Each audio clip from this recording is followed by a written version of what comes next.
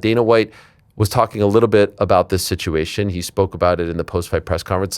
Let's take a look at what he said. He talked about Terrence Crawford. He talked about the belt being taken away. He also talked about the TV deal. But for now, let's take a listen to what he said about Terrence Crawford in particular.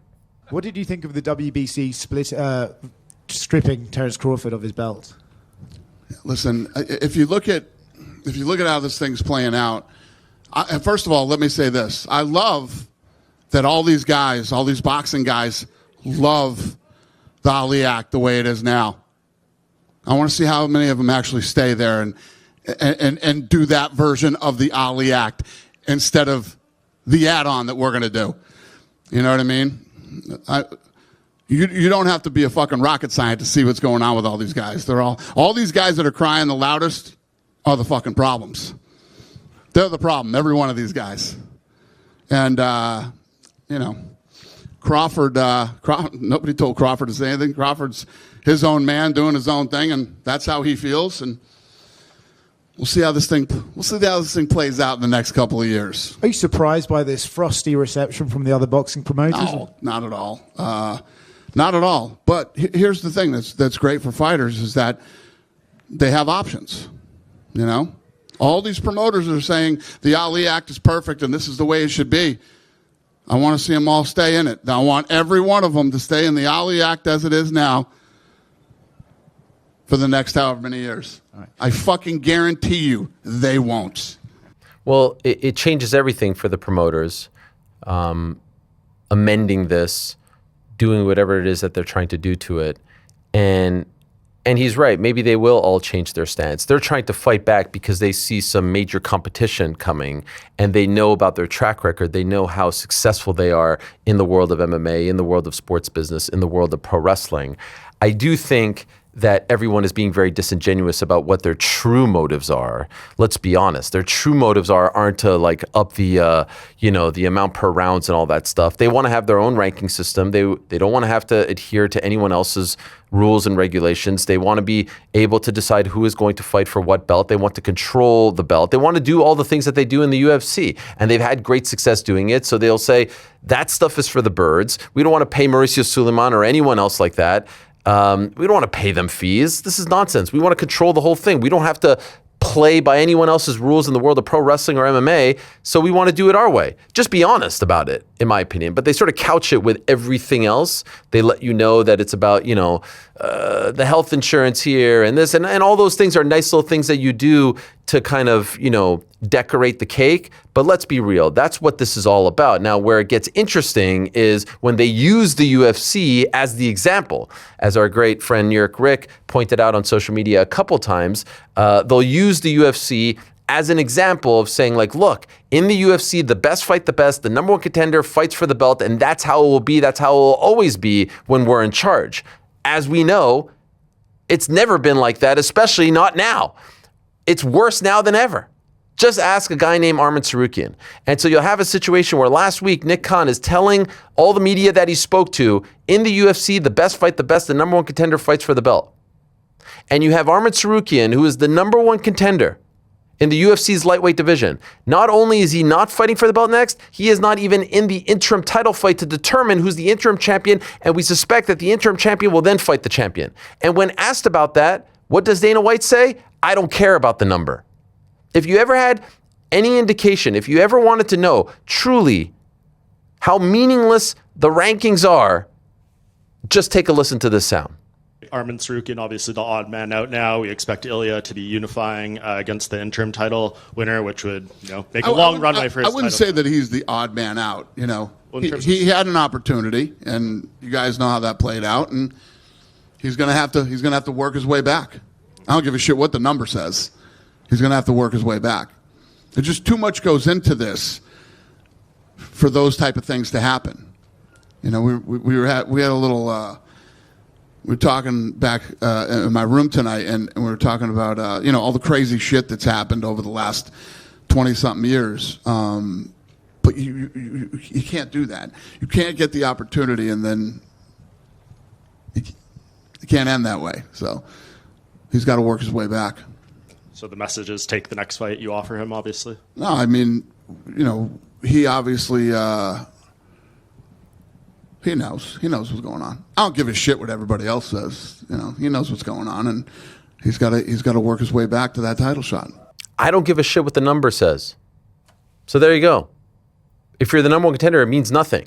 If you have upset the brass, if you have upset the company, the promotion, you're not fighting for the belt. So it's not the best fighting the best. It's not the number one contender fights the champion.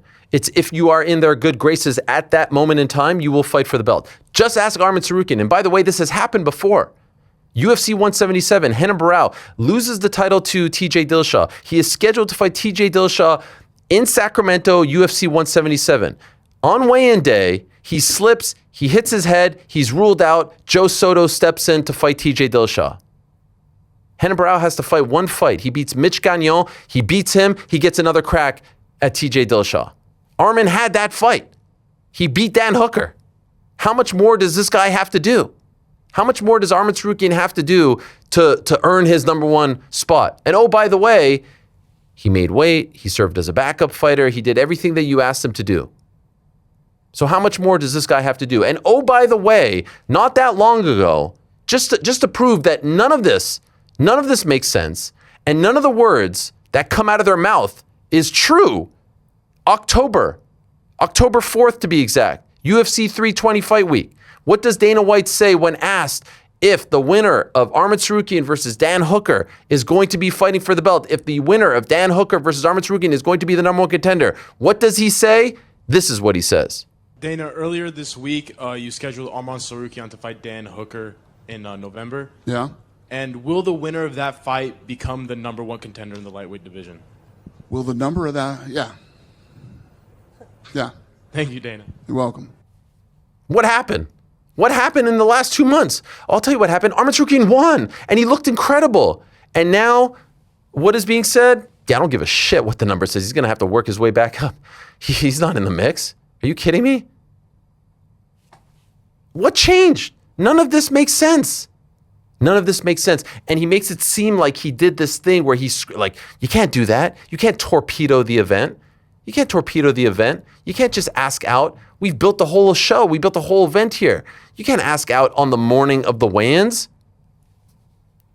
That got me thinking about what Dana White said in the post-fight press conference of UFC 311 in January in Inglewood. Do you remember when he went to the post-fight press conference and he was asked about the switch and about Moicano stepping in on short notice? And do you remember him touting how the gate went up after they announced the switch, how they actually made money off the switch? Do you remember that? In case you don't, take a listen.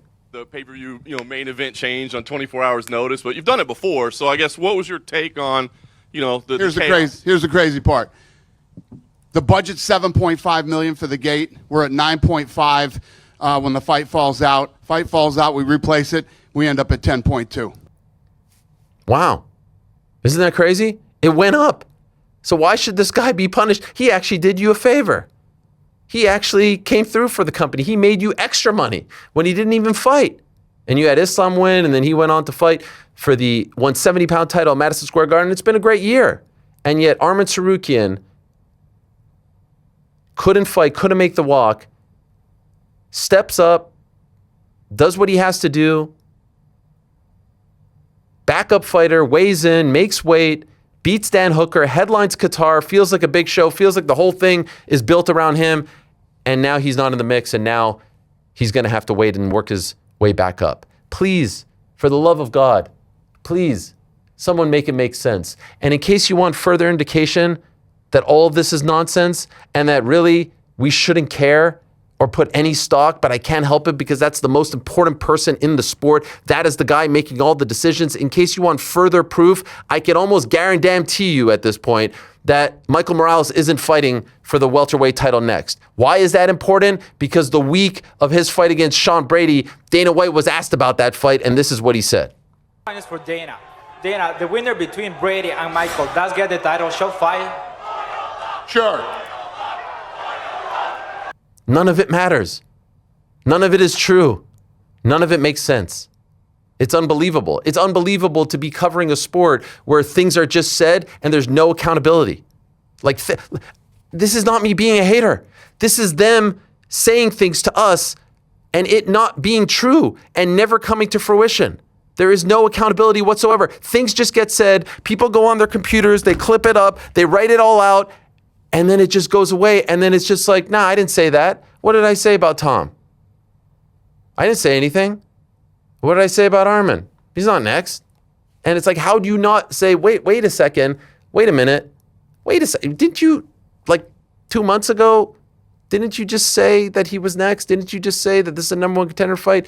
Didn't you say that the guy didn't want to fight? Thanks for watching this video. Before you go, if you haven't already, hit that subscribe button for us. Also, give us a thumbs up, leave a nice comment. These things go a long way. And while you're here, do check out the rest of the channel. We've got live shows and full interviews, clips, and a whole lot more. We're doing big things here, and we appreciate your support very much.